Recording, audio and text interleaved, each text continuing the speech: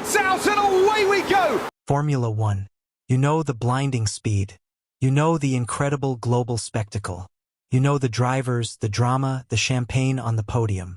But none of it, absolutely none of it, would look the way it does today without one man. A diminutive, polarizing, yet utterly transformative figure. His name is Bernie Ecclestone, and he didn't just manage a race series. He created a global phenomenon. For decades, Formula One was a high-speed, high-risk hobby for wealthy enthusiasts. It was disorganized, often amateurish, and frankly, broke. The drivers were the stars, but the business side was a chaotic mess of rival teams and local promoters. Then, in the late 1970s, a former racer and second-hand car dealer with a razor-sharp business mind decided to take the wheel. Bernie's masterstroke wasn't on the racetrack.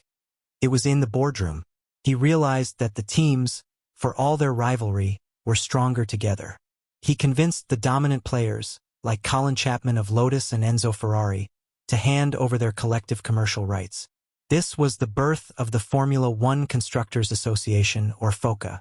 He unified the sport, and once unified, he could sell it. This wasn't just about selling tickets anymore.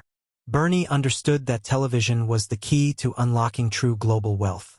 He became a traveling salesman, persuading broadcasters that this fast-paced European sport was perfect for primetime viewing. He packaged the entire series, negotiating centralized TV deals rather than letting individual race promoters fumble with local channels. He made the broadcast a spectacle, demanding high standards for cameras and production quality. Suddenly, millions around the world could watch the Grand Prix. The money started pouring in. Bernie didn't just change the view, he made the whole business look good. Speaking of things that look good and are essential, check out our Essentials collection. The perfect cut, the perfect fit, and the perfect foundation for any wardrobe. Shop the collection today at kleetclothing.shop. Now back to the ultimate boss. With the TV money secured, Bernie started to sculpt the calendar. He had a vision. Formula One shouldn't just be in Europe. It needed to be a global spectacle.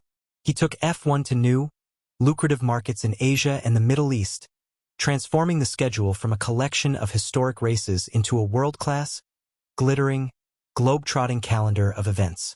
Every new contract, every new track, was signed on his terms, reinforcing his power as the sport's sole ringmaster. He turned a sport into a brand. For all his brilliance, Bernie was a deeply controversial figure. He ruled Formula One with an iron fist for 4 decades. Deals were often done with a handshake, and his negotiating tactics were legendary. Ruthless, uncompromising, and deeply effective. He centralized power, making himself the ultimate authority on everything from team funding to race day regulations.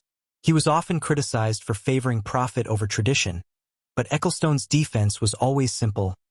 I make the sport rich, and therefore, I make the sport survive. His tenure wasn't without its challenges. The constant battle for control, the antitrust investigations, and the rising tide of new media eventually signaled a change. In 2017, Bernie Ecclestone finally stepped down after the sport was acquired by Liberty Media. The era of the one-man show was over.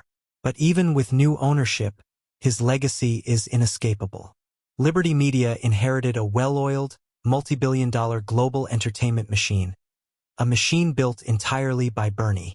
From the moment a car is started on the grid to the final camera angle showing the winner's celebration, every commercial, every contract, every rule, it all traces back to the systems Bernie put in place.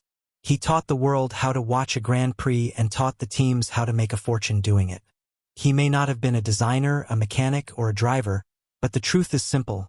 Bernie Ecclestone is the architect of modern Formula One. He took a disorganized race series and gave it the structure, the spectacle, and the terrifying global reach we know today. What do you think?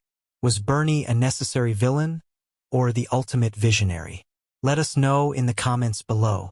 And if you enjoyed this deep dive into the history of F1, don't forget to like this video and subscribe to our channel. We're here every week breaking down the stories, the legends, and the fascinating history behind the world's most exciting sport. Hit that notification bell so you don't miss a thing. Thanks for watching.